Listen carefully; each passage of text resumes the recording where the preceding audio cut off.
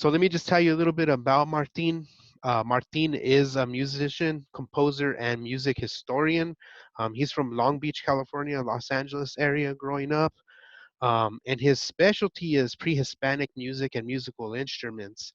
And I can like totally give some personal information about this. I ordered this is how I met Martin. Was I ordered a teponatzli from Etsy, and he was the guy on the other side that was making them. And not only, yeah, there we go.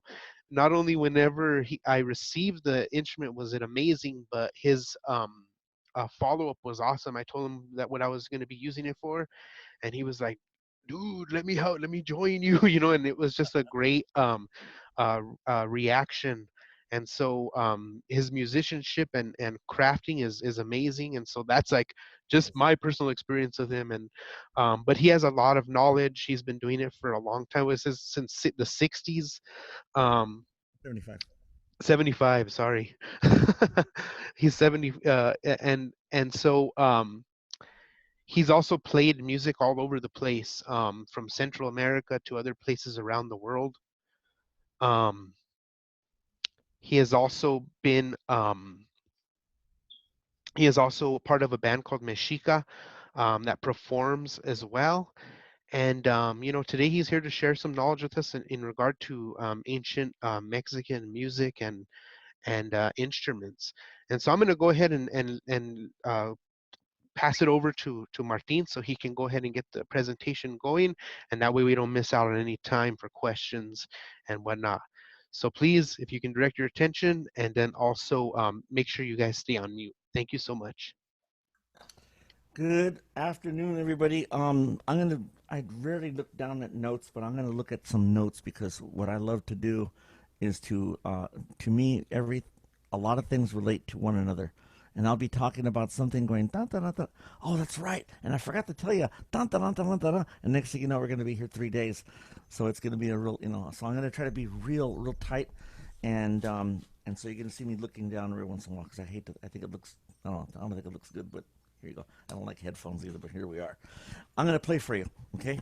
I'm not going to tell you what it is. Just listen.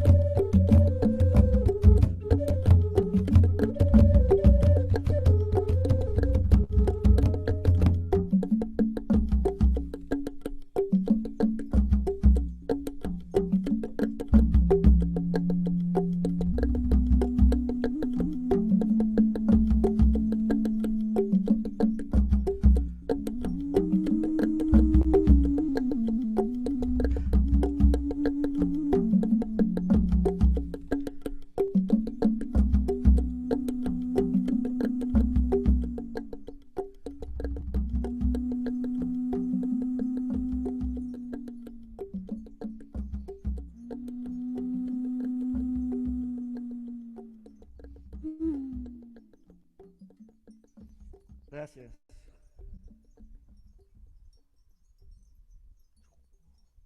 There you go. Could you hear okay? Okay, good, good. So we'll talk about those pieces later. Basically, I have a looping device. It's a machine that looks like this, and I can record a big giant wet drum, and I can record a clay pots and rattles, and then I can assign them, and I can bring them in and bring them out, and turn them on and turn them off, and do all that kind of wacky stuff like that. That's a piece called Yumkash. Uh, and the instruments, you'll see them all, you'll hear them all being explained in a second. Very first thing I want to cover is some musical terms, because there may not be many musicians here. Okay, things you already know, but let's talk about them real quick. Okay, first of all, there's this thing called dynamics. It's loud and soft. So you might hear me slip and go, the dynamics of this flute are very powerful. That means it can do really soft and really loud. You know, dynamics are, the instrument's great, but dynamics are really bad. And it can play really only high, and you try to play it quietly, and it doesn't work like this one. This one, you can only play it, it only goes loud and high. You cannot play it quietly. It just doesn't work, you know? And it's the way it's constructed. There are some instruments you can do it, and some you can't. Basically, when you have this kind of mouthpiece, where you blow in and the sound comes out, what happens is that kind of mouthpiece is when you do that, if you blow hard, really hard, you'll go into the next note like this, watch. I'm not going to change my fingering, so watch. Sorry, I messed up. See? I just blow a little bit harder and it shoots up to the next register. And that's something that on these kinds of flutes, you can't do that exactly. You blow and it just stays at the high. You can't go to the low and you can't go to you can only go high. And there's other ones where you can do that. So it just depends how they were made. So dynamics instruments are loud and soft. There's tempo, which is time. You think of in Spanish tiempo, right? Tempo is fast music and slow music. So I may make references to tempos and things. There's something called melody, which are single lines, and usually not in a vertical sense. They're in a horizontal. So one note follows the next. Da da da da da da da. They may go up and down, but they're still going in a linear fashion. Like that. See, and that's still linear. Then there's horizontal, where there may be several notes going on at the same time, such as this one. So this is, I could play it linearly straight across, but then I can change what's happening horizontally.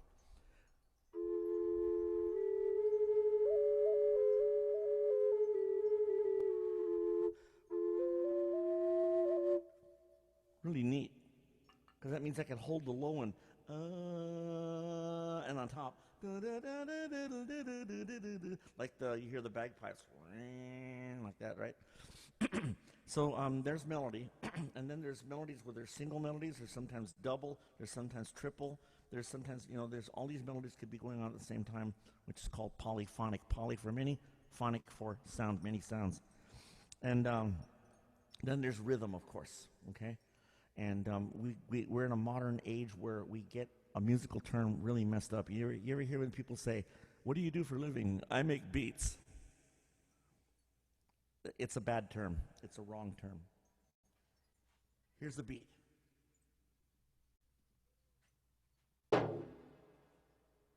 That's a beat. One beat. If I put them together, well, it's just three noises. But if I put them together and like short, short, long, and then I repeat them, then it's a rhythm.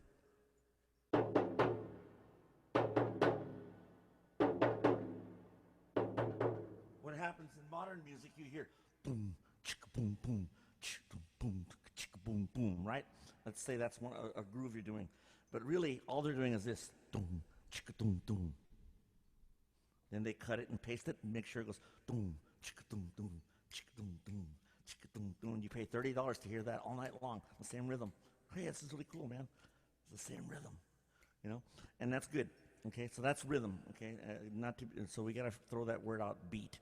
Just remember what beat means. Beat means an organized set of notes, and I'll be talking about rhythm. That's pretty much it. Those are the music general. Let's see. Hold on. Okay. Now there are four kinds of instruments all over around the world. Okay. This is good for you to know because you'll know about every music. So when somebody says something silly about our instruments, they go, "Oh, Mexican instruments, all they had were flutes." And I go, "Man, what college did you go to?" You know, besides these books and these documents, there's no book that says everything you missed since 1491. Everything they forgot to tell you about your culture in 29 pages. You have to go to different places and find them, and then you have to read and I'm telling you this as Chicano studies students, it's the same work I have to do. I have to go, which author is reliable, and is this author, I can read him, but I know that sometimes he refers to certain things. So get to know who these authors are. It doesn't mean because they wrote a book that they know how to write a book. It doesn't mean because they documented it that they didn't stick their own opinion in there. Just like in the ancient writers of the Spanish, you know, like how do I know about the music that we had? We have several things, and I'll talk about the kind of instruments we have in a second. They had several things. How do we know how this music sounded? Number one, we have no exact way. There's no recorded. And if we did, that would be only one region, or maybe two or three. Mexico's a gigantic place. And the reason we know about anything about these instruments is because we have artifacts that were in the ground. So if we have this, we know what it sounded like. We don't know exactly how it was played. I mean, let's diverge for one second, go off to the side for 1 second. What if I did this?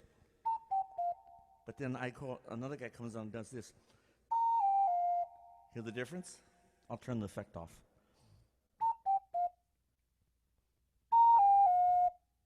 So one was detached, the other one was ligado, stuck together. There may be a style where everybody played ligado in one village.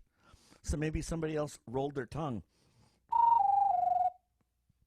We don't know. The instrument doesn't say if you roll your tongue, you'll get a cool sound.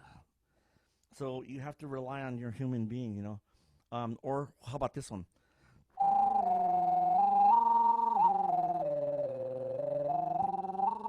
Singing along with it, you know. And so I can even hold a note. Watch.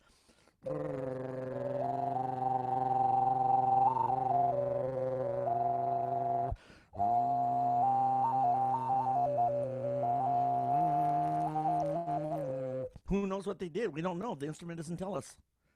We know that they do this. Okay, great. Oh, we also know that they can half hold.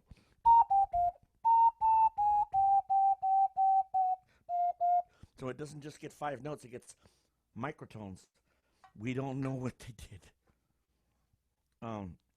So that's one thing. Any remote people that are living like in little villages that are really far away, that were doing anything about what the Spanish documented at that time that they did, to the best of their knowledge. You know, these people that were writing down the chroniclers, they weren't all musicians, you know. And you got to remember, when the Spanish wrote their things down at the time they were invading Mexico, they weren't going, "Oh, these people are so wonderful, let's write about them." They played their demonic flutes. Oh, those are demonic flutes. I didn't know that. Cool. Wow. See, that's when you see that they're adding in their opinion. So be careful when you're doing your research. Notice, did the writer say the tree fell down? Hmm. Or did the writer say the accursed diabolical tree fell and it was their fault? It's the same thing. Only I'm adding you know, my zeal to Catholicize everybody in Mexico, and also protect my butt too. Because you remember that back then, if you showed any kind of favor to the natives, you'd wind up in a box with spikes. The Inquisition, remember that one? Yeah, take a look at the stuff they used. Really, headgear that had spikes and close it in there. That feels pretty good. Get rid of the tension in your chakras. And so, and any of the people that wrote anything that seems like it was a good observation, um, even the bad observations, they played their accursed trumpets on top of the temples.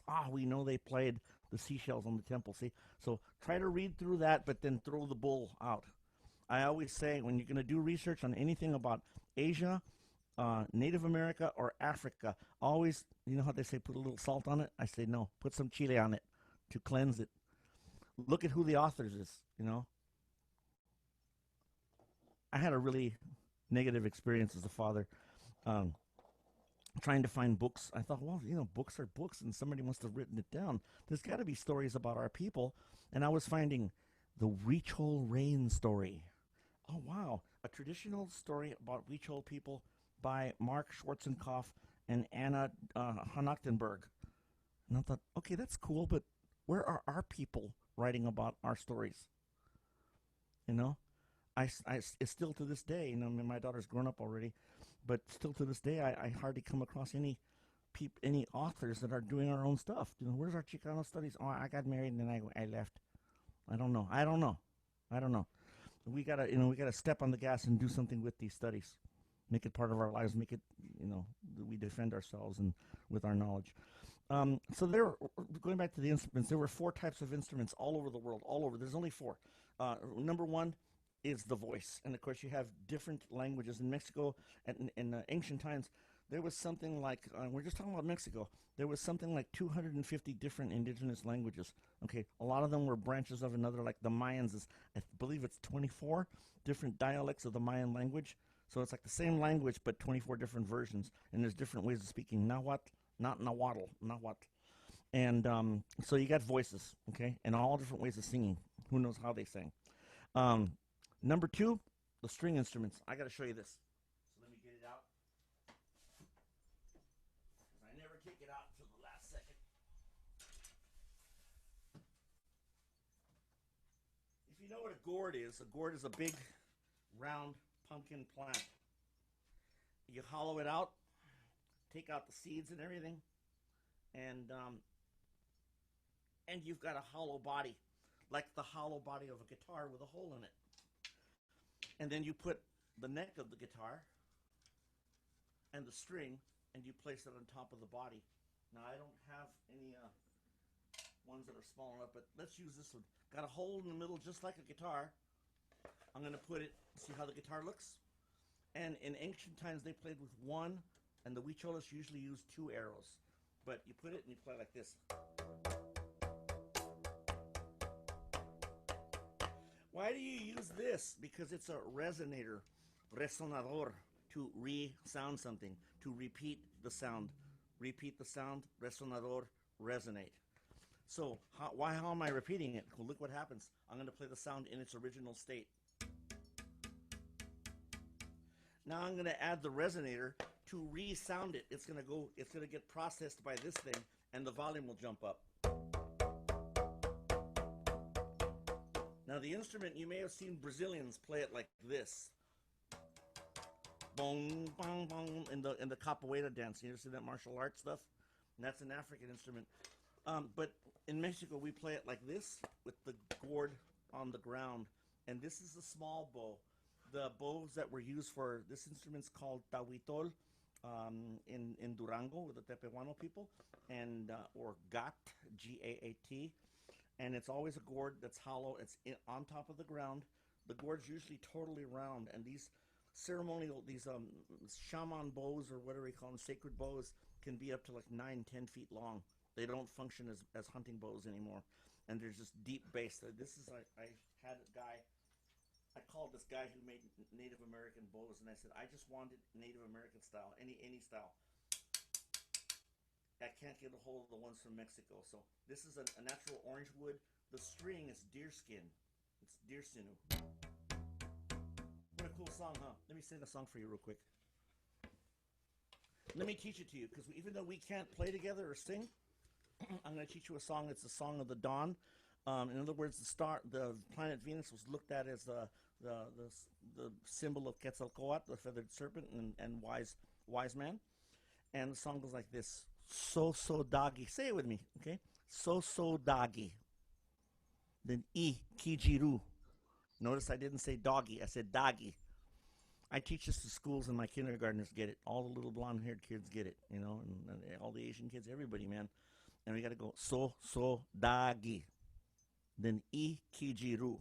A good way to know a song that you don't know or know the language is think of sounds. So dagi. Hey, there's only 4 sounds. Kijiru. Hey, 4 sounds. So here it goes. Let me sing it to you, okay? And you can sing along with me and to yourself. The song means the water is coming into the house, and he is coming into the house from above. Wow, for the planet Venus, go figure. This song was documented by Carl Lumholtz in 1880 to 1890 to 1898. He's a Swedish ethnographer that wrote a wonderful book called Unknown Mexico. I'll have a bibliography available at the end. I do a lot of work in this. So dagi ikijiru. So dagi ikijiru invanimi. Now the way I do it in schools, and you can copy me if you want on this. Watch, do it echo style. So dagi ikijiru Ikijiru. invanimi. Invanimi. Imanimi. Yeah, see, that's what you can do. Then I do things like this, go, woo! And they all repeat the sound, and the kids love this thing, and adults love it too. So it's a way of bringing them in. I always begin my concerts with this very quiet instrument. So known as the tawitol, or the musical bow. Well, where are the guitars? They come from Spain. Violins, Spain. Harps, violin, all those things from Spain. For some weird reason, I don't know, maybe it's a good reason, I always call it a weird reason, in North, Central, and South America, they did not bother to develop the one-string instrument any further. Just, I don't know. The only reason I think they might have done that is because they thought of the bow as being sacred. It gets your food. It emits a tone. When you take the string off, that's pretty mysterious, the whole science of sound. So you have voice, you have strings, and string, and then you have a family called percussion, and percussion is like a last name. You could say, I'll give you a quick run through, because I don't want to be redundant. This is a yaqui rattle from the state of Sonora. It's a big calabaza or a gourd or a pumpkin plant related to cucumbers and all that stuff. They put rocks inside, and you could say his first name is Rattle or Sonaja, or we'll use the Nahuatl words, Ayakashli. But you could say his last name is Percussion. See? Why? Because it hits. Wait, I didn't hit it. I didn't do that. I caused, when I move it, the rocks inside, I cause them to hit the wall, so it's percussion. A gourd cleaned out with a deer skin on top.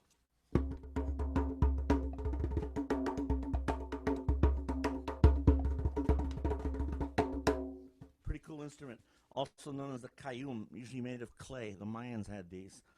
Okay, so you hit it, and guess what his last name is? Percussion. The friction drum, or the jaguar, they sometimes call it in Mexico. This has got some resin from a tree on here, and it rubs, and it causes severe vibration. The vibration gets down to the skin, and the skin amplifies it, and the hole lets the sound out. Ah, resonator. Huh? Interesting. Hey, wait a minute. Resonator. If I cover the resonator, it won't work.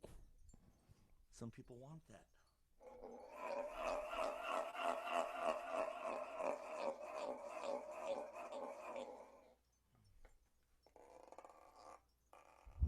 Yeah.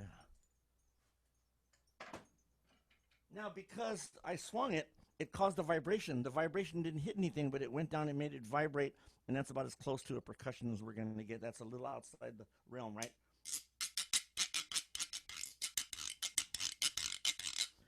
Guido, they usually use it. They say that word in Latin American music. In Hirukiam, in Yoeme, the Yaqui language. I'm part Yaqui. My people are my mom's side's from Sonora, so this is an actual Hirukiam made by an artist. This is in palo fierro. This is one piece of very solid wood. Oh my God, it weighs.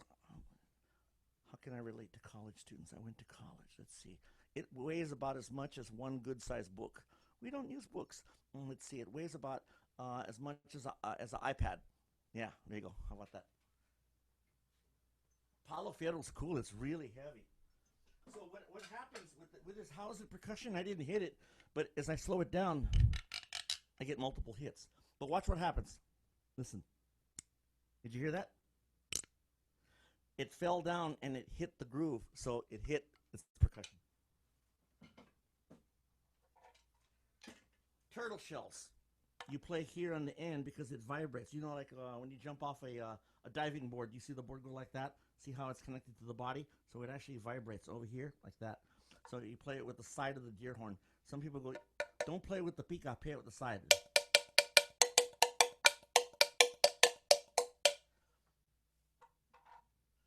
I like to relay my stories when I'm teaching to my elementary schools because I have a good time with them. I go, these are from baby deer. Oh my God. And I go, wait a minute. What falls off you when you're young? Your teeth. Right? Guess what falls off baby deer? So these are called drop horns. I've got 5 of them. Let me play them. It's kind of hard to see. Maybe see if we can get down there. What are they? Different sizes get different tones.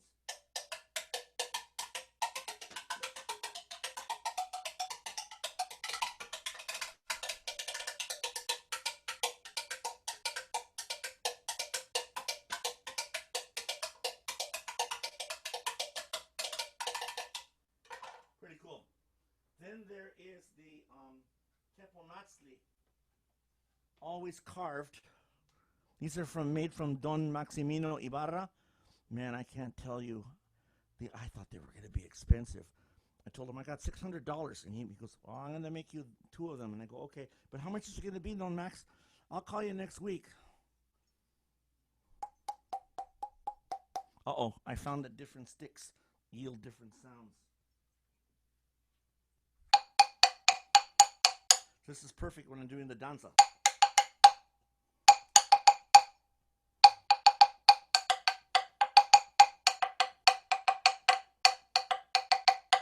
So they have a sound hole in the bottom, and I had to make the keys work. You might see that it's in the shape. It's in the shape of a dog we call Itzquintli, or the little what do you call them? Chihuahuas. This is one of our classical instruments. Quick story. I was at a gig. I'm wearing my suit because I'm not wearing this. Like I had the feathers on and everything, right? This cat comes over to me with his suit, bow tie, tuxedo, long tails, holding a very old violin and the bow. And he's looking at my stuff like this.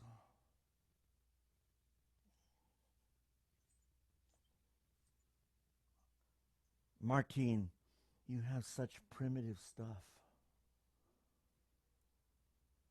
Can I see your violin? He goes, yeah, here. Nice. What year is this? 1685. Wow. How much is it worth? What? 15,000? That's pretty cool. Very. He went, oh, I'm sorry, Martin. And I said, yeah, this is made of wood. So is that. Your bow is made of wood. And I'm a little bit educated. I went to college and I know that the hairs on the violin bow are horse hairs. That's pretty primitive. So he apologizes to me, and I just told him one thing. I went over and hugged him, and I said, I'm just here to teach you, mijo. You get the point? These instruments are not primitive. The violin is just as primitive. It's made of wood, just like my teponazli. My teponazli is a classical instrument. We have classical instruments. There are instruments that are part of the ancient Mexican orchestras. Those were the tepon. Here they are. The teponazlis, the log drums, the turtle shells, the rattles, and the huehuet. This is the big hoop-de-doo of the instruments. This is a little one because I can't bring my big one. My big one's about this tall. But see, it's got the legs and the shape of the fire symbol. Always in three. I've never found out what the three was. And this is when I learned how to carve in like 5 weeks. I got itzcuintlis, a mom and a baby, and a papa, and the symbols of music or the glyphs of music, the cut shishel. And here's the whiwet.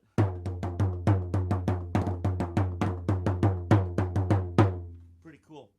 That's called whiwet. My God, there's so many things to talk about. Let's move. I'm not even 1/3 of the way through, and so here you go. Voice, string, one string, right? Percussion family of all kinds of crazy. There's more. There's stone xylophones. There's water drums. Oh, the water drum. Got to show you this. Where is she at?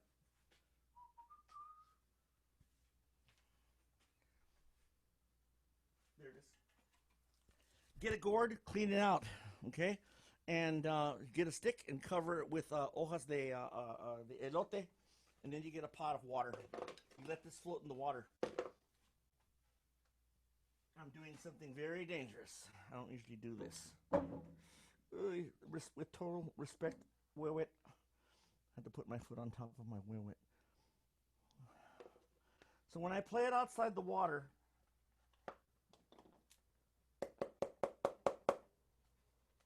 nothing happens. But sound vibration travels through water a lot faster than air.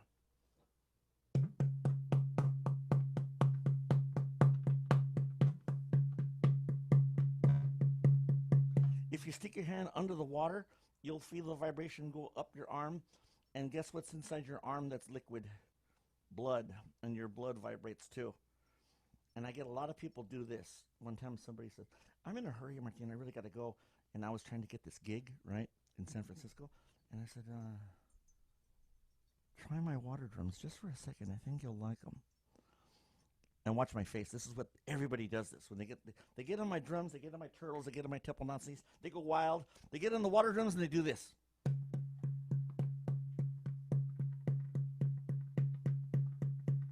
They all do the same speed, and they stare off into space. And then I'm going, do you like the drums? And they're going, yeah, I like them. They get speechless. And I kept thinking, why do people get so weird when they play the water drums? And I said, and why are they doing the same speed? And the only thing I could think of is that's about the speed of the heartbeat when you're in relaxation and meditation mode. That's one. The other one is, when's the last time you felt totally comfortable and you could sleep for 9 months in a liquid environment? And you heard a beat from a drum that was regular, maybe about that tempo. Dum, dum, dum, dum, dum, dum, dum, dum, dum, dum, dum, dum, dum. That's how I thought. You big dummy, Martin. They're remembering a distant memory of hearing a beat filtered through a water environment. And the first thing your brain goes is go like this. Let's relax. That's why we sleep, because we don't hear anything else happening. Great book. Look up The Power of Sound. It talks about all this. So there we go. There's the percussion. And the last thing I want to do are the winds. And let me go ahead and play a piece that's really an interesting one. I dedicate this to people like Vanessa Guillen and all the other people that men too, but this one particular for the lady, because this piece is called Yahoo Siwat. Yahoo Siwat. Siwat is woman. Siwat, not Siwatl. Siwat. y'all see what means warrior woman. Okay, so here's warrior woman, and I'm going to play a bunch of wind instruments. There's 5 different kinds of wind instruments: whistles, trumpets, um, panpipes. Yes, we had panpipes. They're not just from South America. And flutes, which are cylindrical, and ocarinas, which are flutes that are round or vessel shaped. Let me show them to you real quick before I play. Whistles, and they had bizarre whistles. I don't have half the stuff that they made, things that you cannot believe. We know that they use sounds for not melodic purposes.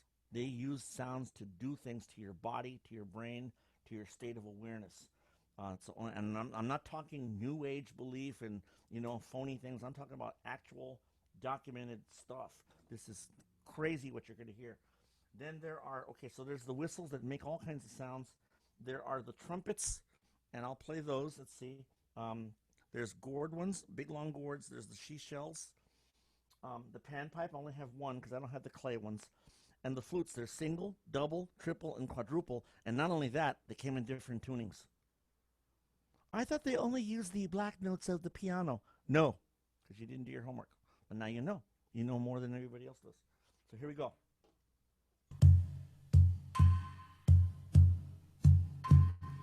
If you know how to play recorder, you know how to play all my flutes.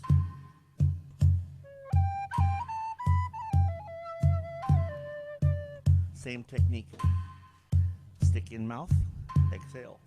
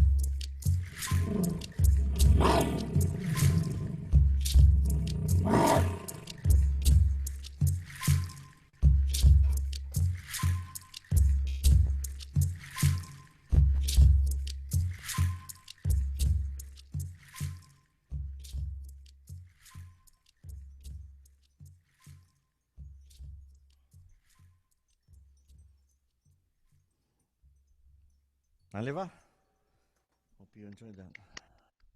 Thank you. I don't know what my time, Gabino. I'm getting spaced because I'm playing, and it's speaks volumes. Yeah. Where are we at our end? Or we have a few minutes. Yeah, if we want to open up for questions or anything, now would be probably a good time. How much time do we have? Do we have 10 minutes? Am I right? We can, yeah, we're good as long as you want to go, man. We're here all night.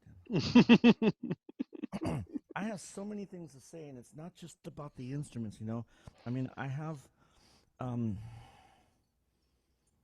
I'll make a comparison about this other person that wanted to learn from me. And there's 2 points being here. There's this guy that goes, "Oh, I want to learn everything from me." I go, "Hey, I want you to acknowledge that I showed you this stuff. That's one thing. I did all my work myself. I worked really hard at that. That's all I ask." Okay, no problem. We shook on it.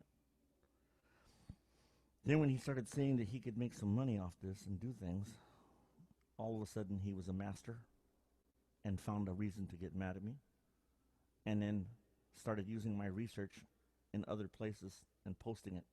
And then going, "That's gacho." To me, that's a search for El Dorado. That's the Spaniards looking for ways to take advantage of it. And that's okay. You do your thing. It's going to come back to you, and it already has in many ways. Me, I eat what I do. I don't walk like other people like that. They do it for their advantage. They do it for their as one Yaqui writer did this, and watch these words really carefully. People doing things for their own self gain at the expense of their indigenous group or their people. Don't do things just for your self gain. You want to do things to help yourself, sure, but not when you're taking advantage of other people, like collecting the stories and not getting any stories back to the pueblo that you documented them from. You know, like the lady that's real famous for all the Yaqui myths and legend. The story was that she went in there, documented all these songs and stories from these people, and didn't give back to the community. So the Yaquis don't like to give information out. Don't even like to teach the language. They actually didn't want to even talk to me, talking to them about teaching the language, So yeah, things like that. So watch out. Mm, there, I live and eat this. I eat the indigenous foods. I go to the ceremonies. I do the cleansings with the copal. I try to know as many things as I can. I might eat a pepperoni and I might eat some rice, but at least I know where it's from and I know what it does and I know what the cactuses do for my system. They help me fight diabetes. I don't have diabetes, but it helps me fight it. It's got loaded with tons of vitamins. Do searches like what I did. The nutritional value of tomato. Oh, tomato, it's a Nahuatl word, tomat. If you want to know how to pronounce that TL, I'm going to go all over the place right now. If you want to know how to pronounce that TL, a Nawa professor friend of mine said, do this. Stick the tip of your tongue behind your top teeth and leave it there. Don't move it and try to say the letter T in Spanish. You're going to get this. Other people resonate it in the chest and they do this. Don't go, I didn't say go, because you don't say T that way. You don't go, Thomas, you go, Tomas. It's a mouth thing. So if you try to do that, check it out. Tongue behind the top teeth, leave it there, and go. He said you will feel air leaving out the side of your mouth. So here's what I do. I can read Nahuatl and you'll think I'm a great speaker, but I barely know it, and I'm still learning it. My specialty are the instruments. Say it slow, and at the end do the. So watch what I do. Na, hua, Nahuatl, Nahuatl, to, ma, tomat, coyotl, cacahuatl. It's very silent. Cacahuatl. Huh? Cacahuatl. Cool, huh? A lot of our words, a lot of the Spanish words come from this. Oh, Anyway, so that's where these things come from. I want to talk about one more thing too. I did some work recently. A lady friend of mine called me and said, "Can you do this thing for this drum circle from North Native American flutes?" And I said, "You mean this flute?" And she was doing a class about this one. And I go, "Well, the first thing I'm going to say, and I hope nobody doesn't get upset, but I mean, I tell you the truth, that's not the Native American flute. Because let's talk about what America is. America is North, Central, and South, and they were linked by food staples, by different kinds of dress, by different kind of architecture. They had trade going back and forth. You know, that word that everybody uses, pocho. That's not even. It's a perversion of our language. I don't even use it because it's a disgust. It's against the Nahuatl word pochteca. You know what a pochteca is? Most Mexicans go, I don't know. I said I don't know either too until I discovered a pochteca is a person that travels and trades, sometimes spends the night, travels again, spends the night, travels, they get to California and they trade stuff. Oh, you mean Cocopelli? Cocopelli was a pochteca. He was hunchback. No, he was carrying stuff on his back. You know what I'm talking about? They talk about it a lot up there. Up there. So he's got a backpack and he's playing his flute, probably because to entertain himself. He had feathers, maybe to identify himself, and there were at least 4 different Native American sign languages. So he could have used sign languages, or she. Usually it was guys that were doing it. And so when they stayed there, sometimes they would forget their language and marry into the Californian people. So that's where they got that thing, pocho. They come from somewhere and forget their language. So don't even use that. That's a disgusting. I think it's disgusting. I don't want to take my native ancestors' language and then make a slang out of it and then use it to put something down when the original word is a royal, very hazardous occupation of trade. That's how they communicated. That's and just like this is not the Native American flute because this is from Native America. This is from like the original ones were near New York and Canada. Okay, this is Native American because it's found in North America. It's an ocarina. Oh, this is Native American, the double barrel flute. Oh wow, this is Native American because it's quadruple flute. Oh wait a minute, this is Native American because it's a panpipe from the Americas. Oh wow, I got more Native American instruments. See, there's no one. I call it chotanka. I use a what do you call it? A Lakota name. I just call it chotanka or the plains flute. You know. So that whole Native American thing, that's another thing too. Someone told me, and I want to say this is defend yourself. Learn to defend yourself in these next couple of years that are coming around the rest of your lives. I had to grow up with things like, go back to where you're from. I have a great answer. It's already totally rehearsed. Want to hear my story real quick? Okay, this guy goes, why don't you go back to where you're from? And I had it rehearsed to smile, to not show anger. How did you know I'm from this continent? That's cool. Are you like psychic or something? Or are you Cherokee? Part Cherokee? Oh, really? Cool. Uh, but what's your last name? Oh, well, I'm American. I know you're American, but so am I, man. People come from North America, man. Did you know that Mexico's in North America? Dun, dun, dun. And I do that. I act like that. I didn't let him speak. He's like looking at me like this, and then finally oh, my last name's Thomas. And I go, Thomas, isn't that like a name from the British Isles, like Irish, Scottish, or English? Have you ever tried going back to where you're from? Have you been back there?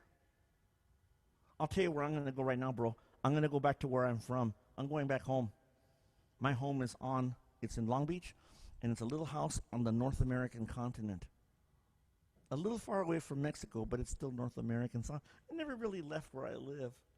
And my people have been here 60,000 years. How long have your people been here in America? So when I back myself up with the history, go ahead and say what you want. You're going to talk to the wrong indigenous cat. You know, how come you're lighter skinned, Martin? You're not really indigenous. If you look at this retablo from the 500 years before the Spanish come, it shows a lake and Lake Tehuacan, and it shows people on a boat and on the shore singing and dancing. Guess what colors they are? They're light, they're café con leche, and they're very dark. There was 3 different colored people there. Hmm. Interesting. Or the thing we were talking about earlier, my mustache. Oh, Martin, you have a Spanish mustache. No, because you didn't do your darn homework. Look in the codices. You'll see the guy with the long hair holding the shield and the spear, and he's got a big huipil on, and he's got the huaraches, and he's showing his spear against the Spaniards, and he's got a mustache like Zapata, and he's got a goatee. And it always shows the old guys, all the old guys. Like it must have been some kind of thing, and that the young guys either couldn't grow it, or it wasn't allowed. But they usually show old guys with mustaches where it goes down, sometimes this way. Usually it's down, and it connects here with the goatee. If you look at Huehueteot, he's always sculptures of him show him holding up this big disc, and he's always with his legs crossed, and he's like this. This is Huehueteot, old god. He's got a goatee, and so there's a whole thing there. We got to know our culture. The other thing is these are not pre-Hispanic instruments. It's like I draw the same thing. Well, you said they were before the Spanish come. Yeah, but here's my logic.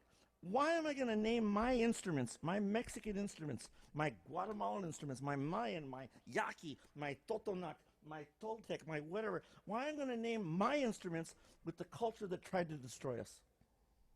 Oh, these are pre-Spanish. I don't care.